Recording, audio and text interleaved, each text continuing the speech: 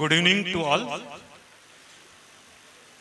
83rd foundation day की आप सभी को बहुत बहुत बधाई। आप लोगों का कल्चरल प्रोग्राम हर साल की तरह इस साल भी बहुत शानदार चल रहा है। इस प्रोग्राम में मैं आपके सामने कुछ जोक्स प्रस्तुत करना चाहता हूं। एक बार एक आदमी एक पागल खाना देखने गया, तो वहां उसने देखा एक वार्ड में एक पागल जिसके बाल बिखरे हुए थे और कपड़े फटे हुए थे, वो पूजा कर रहा था। तो उसने वहां के असिस्टेंट से पूछा कि यह कौन है और यह पूजा क्यों कर रहा है। तो असिस्टेंट ने बताया कि यह आदमी पूजा नाम की लड़की से बहुत प्यार करता था, लेकिन पूजा से इसकी शादी नहीं हो पाई और उस गम में यह पागल हो गया और अब पूजा करते रहता है। फिर वो आदमी दूसरे वार्ड में गया, तो वहां उसने देखा कि वहां भी एक पागल जिसके बाल बिखरे हुए थे, कपड़े फटे हुए थे, वो भी पूजा कर रहा था। तो उसने फिर से असिस्टेंट से पूछा कि अरे यह पागल भी पूजा कर रहा है, यह कौन है। तो असिस्टेंट ने बताया कि इसने पूजा से शादी की थी। मतलब पूजा से प्यार करने वाला भी पागल हो गया और पूजा से शादी करने वाला भी पागल हो गया। एक बार एक पति पत्नी चाय पी रहे थे, तो पत्नी ने पति से कहा कि अब अपना प्यार पहले जैसा नहीं रहा। कहाँ पहले शाहजहां का प्यार था, जिसने मुमताज की याद में न केवल ताजमहल बना दिया, बल्कि ताजमहल बनाने वाले मजदूरों के हाथ भी कटवा दिए। तो पति बोला वो पुराने जमाने का प्यार था भाई।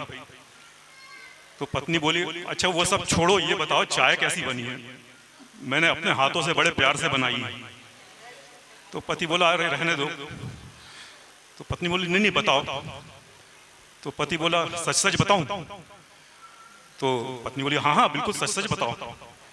तो पति बोला अगर ऐसी चाय मुमताज ने शाहजहां के लिए बनाई होती तो वो उसके भी हाथ कटवा देता।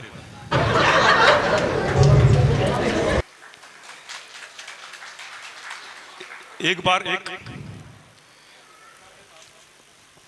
डॉक्टर एक पेशेंट के रूम में गया, उसके पीछे एक नर्स भी डॉक्टर का बैग उठाए अंदर घुसी। थोड़ी देर के बाद नर्स ने दरवाजा खोलकर कैंची मांगी। फिर थोड़ी देर के बाद फिर से नर्स ने दोबारा दरवाजा खोलकर स्क्रू ड्राइवर मांगा। जब तीसरी बार नर्स ने दरवाजा खोलकर हथौड़ा मांगा, तब बाहर बैठे हुए जो पेशेंट के रिश्तेदार थे उनसे रहा नहीं गया। उन्होंने पूछा कि सिस्टर ये अंदर पेशेंट की हालत क्या बहुत सीरियस है। तो नर्स बोली वो तो अभी पता नहीं, अभी तो डॉक्टर साहब का बैग ही नहीं खुल पाया है। एक बार एक चोर को जज के सामने प्रस्तुत किया गया। जज ने चोर से कहा कि तुम्हारे ऊपर यह आरोप है कि तुम 15 और 16 तारीख की दरमियानी रात में शहर के फेमस साड़ी हाउस में 4 बार घुसे और वहां से तुमने एक कीमती साड़ी चुराई। तो चोर ने कहा जज साहब मेरी पत्नी को एक शादी में जाना था और उसके लिए उसको नई साड़ी चाहिए थी, लेकिन नई साड़ी खरीदने के लिए मेरे पास पैसे नहीं थे, इसलिए मुझे चोरी करनी पड़ी। तो जज ने कहा लेकिन एक साड़ी चुराने के लिए तुम 4 बार दुकान में क्यों घुसे। तो चोर बोला क्या बताऊं जज साहब, 3 बार मेरी पत्नी को साड़ी पसंद नहीं आई थी। एक आखिरी जोक है। एक बार एक राजा ने सोचा कि अपने राज्य में यह पता किया जाए कि कितने घरों में पति की चलती है और कितने घरों में पत्नी की चलती है। तो उसने घोषणा करवाई कि कल सुबह से शहर के जितने विवाहित पुरुष हैं वो दरबार में आके बताएंगे कि उनके घर में पति की चलती है या पत्नी की चलती है। और उसने साथ में इनाम की भी घोषणा कराई। उसने ये इनाम रखे कि जिसके घर में पति की चलती है उसको उसकी पसंद का घोड़ा दिया जाएगा, और जिसके घर में पत्नी की चलती है उसके घर में उसको एक सेव दिया जाएगा। तो दूसरे दिन सुबह से ही लोग आने लगे दरबार में। सभी लोग आते जा रहे थे और सेव ले लेके जाते जा रहे थे। कोई भी घोड़ा नहीं मांग रहा था। सुबह से दोपहर हो गई, एक भी घोड़ा नहीं गया। तो राजा बड़ा निराश हो गया। उसने सोचा लगता है मेरे राज्य में किसी भी घर में पति की नहीं चलती है। लेकिन उतने में एक बड़ी बड़ी मूंछों वाला एक आदमी आया और वो राजा से बोला, महाराज मेरे घर में मेरी चलती है, इसलिए मुझे मेरी पसंद का घोड़ा दिया जाए। तो राजा बड़ा खुश हुआ। उसने सोचा कम से कम एक घर तो ऐसा है जहां पति की चलती है। बोला बहुत अच्छे, तुम अपनी पसंद का घोड़ा ले सकते हो। तो उसने एक बढ़िया काले रंग का घोड़ा सिलेक्ट किया और वो घोड़ा लेके वहां से चला गया। जब वो घोड़ा लेके घर पहुंचा तो उसकी पत्नी भी घोड़ा देख के बहुत खुश हुई। उसने पूछा, अरे ये घोड़ा कहाँ से ले आए? तो उसने बताया कि राजा ने घोषणा की थी कि जिसके घर में पति की चलती है उसको उसकी पसंद का घोड़ा मिलेगा, और जिसके घर में पत्नी की चलती है उसके घर में उसको सेव मिलेगा। तो मैंने जब जाके देखा तो सब लोग सेव ले लेके जा रहे थे। तो मैंने जाके राजा से कहा कि मेरे घर में मेरी चलती है, इसलिए मुझे घोड़ा दिया जाए। तो उसकी पत्नी बोले, अच्छा इसलिए मिला है तुमको घोड़ा? लेकिन जब तुमको खुद की पसंद का घोड़ा लेना था तुमने काले रंग का घोड़ा क्यों लिया? काला रंग तो अशुभ होता है, तुमको सफेद रंग का घोड़ा लेना चाहिए था।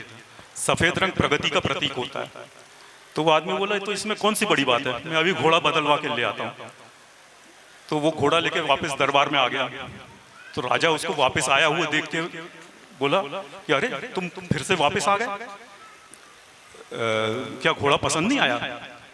तो बोला, महाराज मेरी पत्नी का कहना है कि काला रंग अशुभ होता है और सफेद रंग प्रगति का प्रतीक होता है, इसलिए आप यह घोड़ा मुझे बदल के सफेद रंग का घोड़ा दे दीजिए। तो राजा बोला, वो घोड़ा जमा करो और सेब लेके जाओ। तो इस तरह से एक भी घोड़ा नहीं गया और वो आदमी भी सेब लेके गया। अब उस रात में राजा बड़ा उदास महल में बैठा हुआ था। पूरे दिन भर में एक भी घोड़ा नहीं गया था, सभी लोग सेब लेके गए थे। उतने में राजा के कक्ष में महामंत्री ने प्रवेश किया। महामंत्री बोला, महाराज आपको सेब और घोड़ा इनाम में रखने के बजाय अनाज और सोना रखना चाहिए था। जिसके घर में पत्नी की चलती है उसको 1 किलो अनाज, और जिसके घर में पति की चलती है उसको 1 तोला सोना। तो राजा बोला, मैं भी पहले अनाज और सोना ही रखना चाहता था, लेकिन महारानी ने कहा कि सेव और घोड़ा रखा जाए। तो महामंत्री बोला, महाराज आपके लिए सेव काट दूं क्या? राजा हंसने लगा। फिर राजा ने पूछा कि महामंत्री जी, यह जो अनाज और सोने वाली बात है ये आप मुझे कल भी बता सकते थे, इतनी रात में आके बताने की क्या जरूरत थी? तो महामंत्री बोला, महाराज ये बात मैं भी कल ही बताने वाला था, लेकिन मेरी पत्नी ने कहा कि नहीं अभी जाके बता के आओ। तो राजा बोला, महामंत्री जी आपको सेव यहीं दे दूं या आपके घर पे भिजवा दूं? वैसे यह जोक मैं आज सुनाने वाला नहीं था, लेकिन मेरी पत्नी ने कहा कि नहीं ये तो आप सुनाना ही। Thank you.